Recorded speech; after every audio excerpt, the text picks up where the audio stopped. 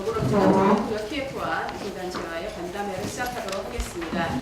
그러면 먼저 우원식 원내대표님의 인사 말씀 드리도록 하겠습니다.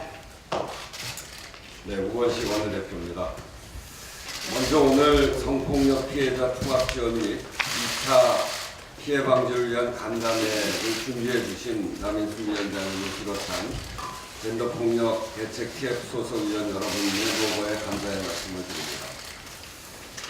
정부의 관련 지원 체계와 그리고 개선 방향에 대해 실질적인 의견을 주시기 위해서 함께하신 발제자, 토론자, 전문가 여러분들께도 감사의 말씀을 드립니다. 국내외적으로 미투 운동이 일어나면서 그동안 묻혀있던 많은 성폭력 피해 사례들이 터져나오고 있어 정말 충격을 금할 수 없습니다.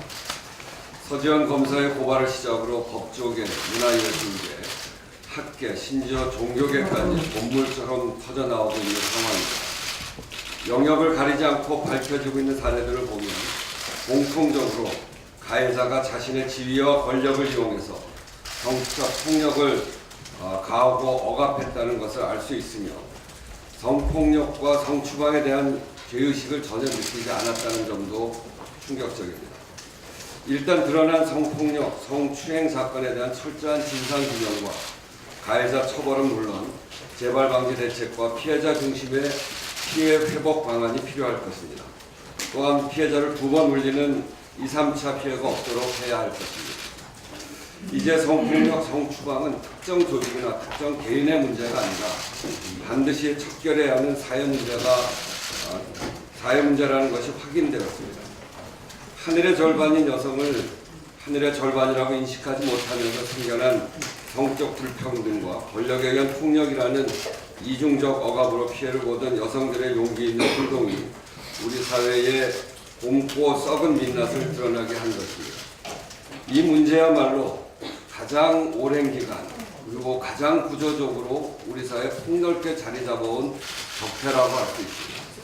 그렇게 여성의 용기로 시작된 미투 운동은 우리 사회의 불평등을 바로 잡고 나라다운 나라, 새로운 대한민국을 만들어가는 과정입니다. 결코 쉽지 않았을 여성들의 용기가 헛되지 않도록 정부와 정치권, 사회 각계 그리고 온 국민이 한마음 한뜻으로 성폭력, 성추방 근절에 함께해야 할 것이고 용기를 내준 피해자들이 2차 피해로 인해 다시 상처 입지 않도록 해야 할 것입니다.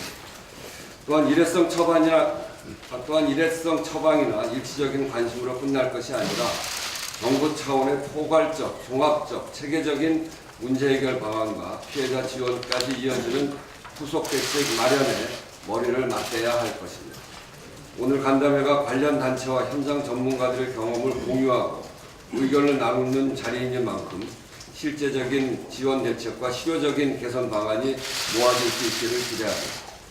저 또한 원내대표로서 지속적인 관심을 갖고 오늘 간담회에서 나온 고견을 바탕으로 관련 부처와 긴밀하게 소통하고 국회 차원에서 법적, 제도적 지원 대책 마련에 최선을 다하겠습니다. 이상입니다. 네, 감사합니다. 네, 다음으로 젠더폭력 TF 위원장이신 남인순 여성가족위원회 위원장께서 인사 말씀하시겠습니다. 네, 안녕하십니까. 국회 여성가족위원장과 더불어민주당 젠더폭력 대책팀 위원장을 맡고 있는 남인순 의원입니다.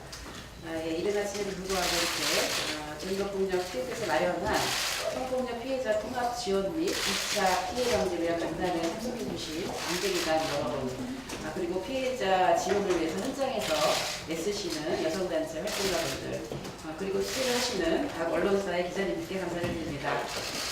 미투 운동의 확산은 그동안 가해자 처벌과 피해자 지원을 위한 여러 가지 제도 개선이 있었음에도 불구하고 정작 피해자들은 문제 해결을 위한 체계적인 지원과 도움을 받는데 상당히 어려움이 있었고 또 고립되어 있었다는 것을 보여줍니다. 따라서 오늘 더불어민주당 젠더폭력 대책 TF는 지난 2월 6일 서지현 검사 사건 이후 미투 운동 향후 대안 마련을 위한 정책 현장 간담회를 개최하기 이어서 이번에는 2차 피해 방지와 체계적인 지원 체계를 위해서 논의하는 자리를 마련했습니다. 미투 운동의 확산 속에서 우리는 왜 이렇게 많은 가해자들이 존재하고 또 왜 피해자들은 고통 속에서 숨지길 수밖에 없었는지 그 구조를 들여다봐야 합니다. 또한 그동안 피해자 보호와 지원 체계는 무엇이 문제였는지, 정부와 국회는 무엇을 해야 하고 제도는 어떻게 개선해야 하며 우리 문화와 인식은 어떻게 변화해야 하는지, 그리고 이러한 것을 총괄할 컨트롤 타워를 어떻게 만들고 운영할지 국가적인 차원에서 핵심 과제로 삼아야 할 것입니다. 나아가서 미투 운동이 정치적 요구에 따라 달리 이해되거나 악용되는 일은 없어야 할 것입니다.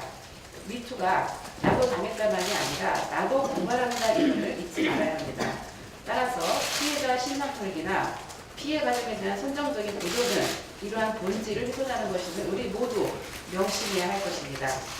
미투는 우리 사회에서 성폭력이라는 범죄를 도려내기 위한 지지와 연대를 설명을 합니다.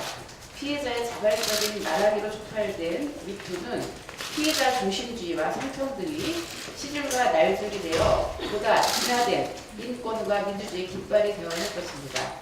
성폭력 가해가 지속되거나 반복되지 않으려면 불이익과 처벌은 피해자가 아닌 가해자를 향해야 할 것이며 사실적시 명예훼손은 폐지되어야 할 것입니다.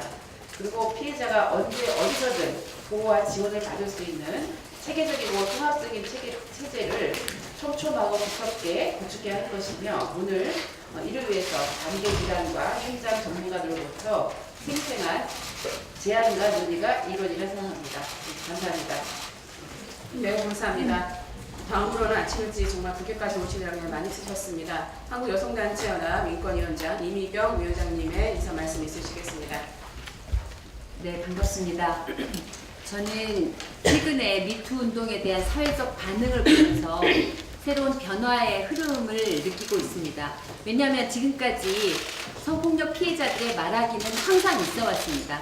연간 10만 건 이상의 그 말하기가 상담소들을 통해서 되고 있는데 변화한 것은 사실 우리 사회에 듣는 분들의 마음가짐이라든지 그 공감의 능력이라든지 이런 것이 변화했다고 생각합니다.